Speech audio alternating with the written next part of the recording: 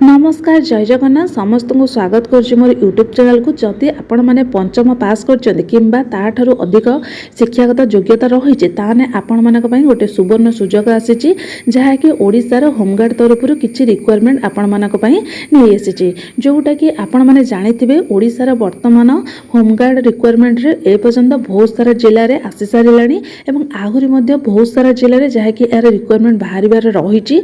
वर्तमान मु आपण मानक जनईदेवी एटा आमर केउंझर जिला तरफ आसी आहुरी मध्य अन्य जिले में रिक्वायरमेंट आसी सारी आपणकर जो जिलाटी होइतिबो मते कमेंट रे जणीबा आपण जिले में जब बाहर मुझे निश्चित जनई देवी। देख यही जो आमर जो रिक्वायरमेंट रही एटा तो केउंझर जिला तरफ आम जानिले यही जो पोस्ट बाहरी यही पोस्ट केतोटी पोस्ट रही यार हूँ फ्री रे आपण मैंने अप्लाई करें जो पोस्ट एथिरे हूँ सालेरी केते आपण मानक मिलिबो सब डिटेल्स मु आपण मानक वीडियो रे जणीदेवी। से आपण मैंने वीडियोटी को कम्प्लीटली लास्ट पर्यंत देखूँ जदि चैनल नुआ करके आसीथिबे चैनल को सब्सक्राइब करदेवे। देखूँ एठारे आपण मानकर रही जो पदवीटी रही केउंझर जिला गृहरक्षी नियुक्ति तापरे एथिरे आपण मानकर किछि खाली पदवी रही जो प्रार्थी माने खाली पदवी विवरणी रे आग्रही अछंती एवं समस्त योग्यता मानदंड पूरण करुँचे से विज्ञप्तिटा को पढ़ी आवेदन करें।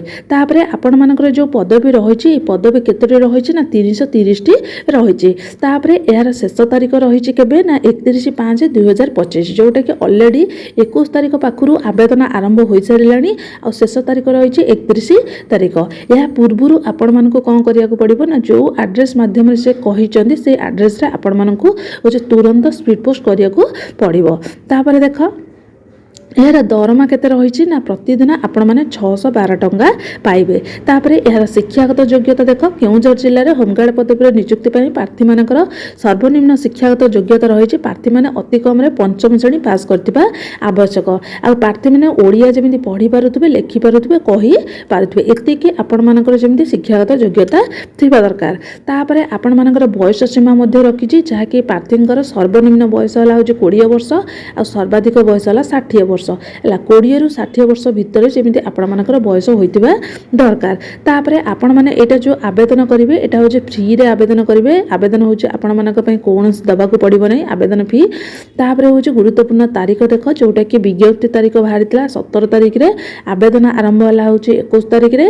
तापरे आवेदन फॉर्म ग्रहण शेष तारीख रही 31/5/2025 यार पूर्व आपण मानक अप्लाई करिया को पड़िबो। एटी लिखा है देख आग्रही योग्य प्रार्थी माने सेमानकर आवेदन फॉर्म सहित समस्त प्रासंगिक डॉक्यूमेंट सहित कमांडेड होमगार्ड केउंझर ओडिशा ए जो लिखा जाइए पिन नंबर लिखा जाइए तापरे 31/5/2025 तारीख किंबा ता पूर्व आपण मानक पठाइबा उचित। जदि यह विषय आपण माने जानिया पई चाहूचंदी एटी देख लिखा जाइए जहाँकि ऑफिशियल विज्ञप्ति पे एटारे क्लिक करिवो और ऑफिशियल वेबसाइट पे मध्य क्लिक करि परिवो। एटारे क्लिक करिवो होजे कोन तार ऑफिशियल वेबसाइट टा होजे keunzhar.odisha.gov.in एतिक मारिवो।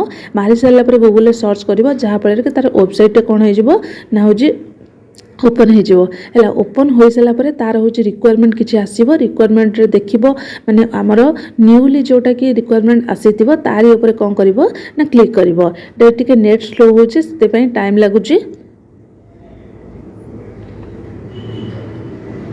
देख एटार आसीगला आपण मैंने देखिपार ये लिखाई फास्ट नोटिफिकेशन देख जहाँकि एटा 22 मे टेंडर कॉल नोटिस आसी तापर देख inviting application for engagement as home guard यारी ऊपर कौन कर ना क्लिक कर तार पेजटा ऑलरेडी पूरा ओपन होटा हूँ आपंकर से जो एप्लिकेशन फॉर्म रही तार हूँ डॉक्यूमेंट कौन कौन सब लगे तार हूँ आउ माने कौन एजुकेशन क्वालिफिकेशन कौन रही सैलरी रही जोटा मुझे कहली से पूरा डिटेल्स आपण मैंने सेठा को जाइए कौन करें ना पढ़ी पारे।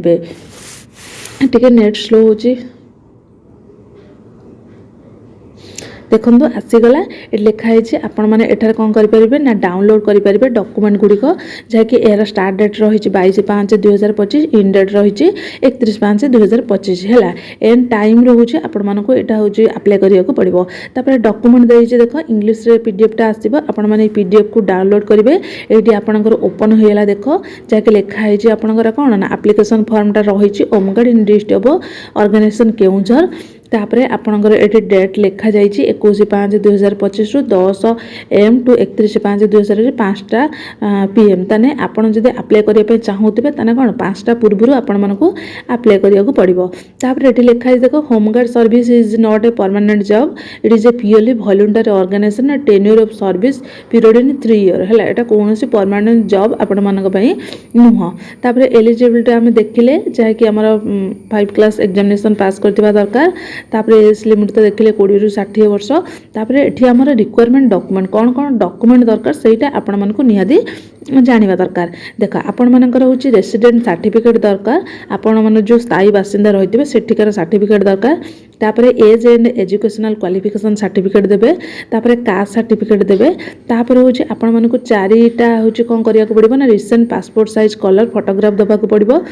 तापर certificate as per skill any one trade if available for identity proof आपनकर आधार कार्ड हो वोटर आईडी कार्ड हो सेटा देबे। तापर वैलिडिटी कांटेक्ट नंबर देबे। तापर ईमेल आईडी देबे। एति कि आपण मानको कोन करिया को पड़िबो ना दबा को पड़िबो। देई कि आपण माने जो एड्रेस से आपण मानको कहिसेंदी सेही एड्रेस रे आपण मानको स्पीड पोस्ट करिया को पड़िबो। जदि आपण मानक एट देख किसी लिखा जाइए नोटबुक कौन ना all the document should be duly self attested with the date by the candidate all applicant are requested not be to allure by any outside their element if anybody try to influence the requested contact of the office commanded home guard Keonjhar हैला। आपण मानकर जदि document अलग किसी necessary document छड़ा अलग किसी document देथिबे सेगुड को रिजेक्ट करा जिवो। एतिकी आपण मानकु तब such rules publish separate advice after receive the application form there will be no voting list. एतरे कोनोसी वोटिंग लिस्ट नाही। आपण मानकु एतिकी करिया को पड़िबो। एतिकी करिकि आपण माने कोन करि परिबे ना जो एड्रेस रे दिया जायछि सेही एड्रेस रे आपण मानकु स्पीड पोस्ट करिया को पड़िबो। एतिकी आपण मानक पई रहिछि जोटा कि हमर कोन होमगार्ड तरफ जो आसीला जो रिक्वायरमेंट रही केउंझर तरफ आपण माने जदि इच्छुक अच्छा ताहले तुरंत जाइए आपण माने होची कोन फॉर्म टी फिलअप करके होची सेटा को होची स्पीड पोस्ट कर दियंतो रहिली।